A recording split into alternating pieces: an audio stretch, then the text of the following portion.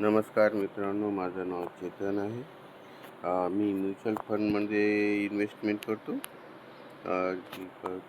तर हा बघा, हा माझा पोर्टफोलिओ आहे. याच्यात 11 इन्व्हेस्टमेंट दाखवलेले आहे. तर मी 4,92,000 याच्यात इन्व्हेस्ट केलेले आहे. त्याच्यावर मला टोटल रिटर्न बघा 2,30,000 रुपये मिळालेले आहे. 46.75% टोटल रिटर्न आहे. हे माझ्या फंडमधील माझ्या पोर्टफोलिओमध्ये काही म्युच्युअल फंड्स आहेत. कॉनचा स्मॉल कॅप आहे, त्याच्यानंतर SBIचा स्मॉल कॅप आहे, त्याच्यानंतर निपॉन इंडिया स्मॉल कॅप आहे आणि कोटकचा स्मॉल कॅप आहे आणि ICICIचा मिड कॅप इंडेक्स फंड आहे. कोटकचा निफ्टी 50 इंडेक्स फंड आहे. कॉनचा मिड कॅप आहे. टाटाचा फंड आहे आणि ग्रो निफ्टीचा पण फंड आहे. कोटक ब्लू चिपचा पण फंड आहे. त्याच्यात काही अमाऊंट टाकलेली नाही, ते फक्त 200 रुपये टाकले आहे आणि त्याला सोडून दिलेलं आहे. ते काही बघितलं नाही त्याच्याकडे. त्याच्यानंतर ह्याच्यात पण 100 रुपये आहे, काही जास्त पैसे टाकले नाही.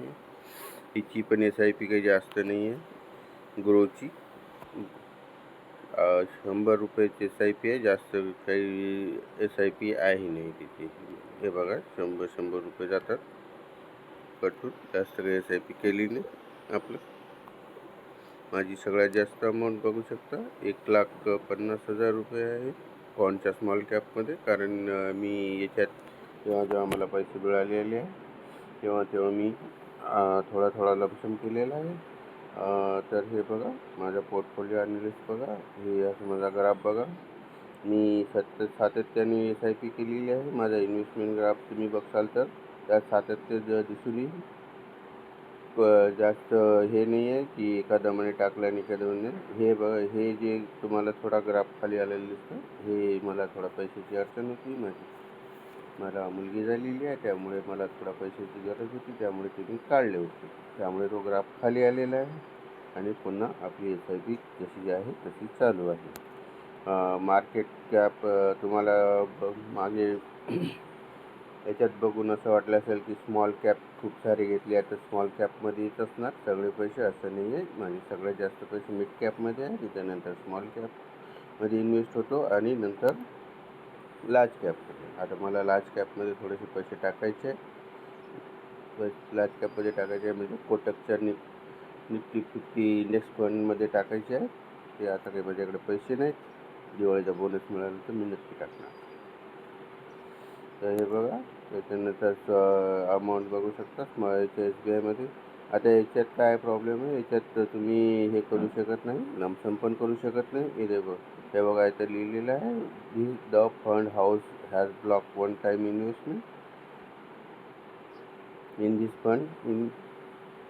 त्यामुळे याच्यात तुम्ही फक्त SIP आणि SIPच करू शकता. त्याच्या व्यतिरिक्त तुम्ही लमसम किंवा वन टाईम इन्व्हेस्टमेंट करू शकत नाही. त्याच्यात तसंच निपॉनचं पण आहे, याच्यात पण दिलेलं आहे की तुम्ही हे करू शकत नाही, लमसम करू शकत नाही. कोटकचं याच्यात करू शकता, पण मी काय आता ते स्टार्टिंग ती होती त्यामुळे तिच्यात टाकलेली आहे. ICICIचा मिड कॅप आहे, याच्यात SIP आहे माझी. याच्यात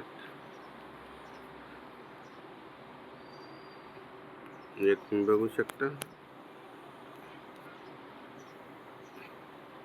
1,400 रुपये. याच्यात स्टेपअप SIP केलेली आहे. ते हे बघा, हे माझ्या SIPs आहेत बघा. 25,400 आहे. ते स्टेपअप होत राहतं. इथं कोटक निफ्टीच्या खाली बघू शकता स्टेपअप ॲक्टिवेटेड दिस मंथ. असं तुम्ही स्टेपअप केलेलं आहे, प्रत्येकाला स्टेपअप लावून ठेवलेलं आहे.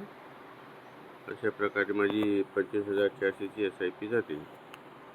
तर मित्रांनो, धन्यवाद. थोडा गिवाजचा हे थोडा समजून घ्या, कारण माझ्याकडे माईक नाही, काही नाही आणि मी काही कोणता यूट्यूबर नाही आहे. बस मी केलेली इन्व्हेस्टमेंट तुम्हाला दाखवू इच्छित होतो, तर मी त्यासाठी हा व्हिडिओ बनवलेला आहे. तुम्ही पण इन्व्हेस्ट करा आणि पुढे आपलं जर तुम्हाला चांगला वाटलं असेल तर कॉमेंट्स करा. लाईक केलं तरी चालेल, नाही केलं तरी चालेल, काही प्रॉब्लेम नाही आहे. धन्यवाद.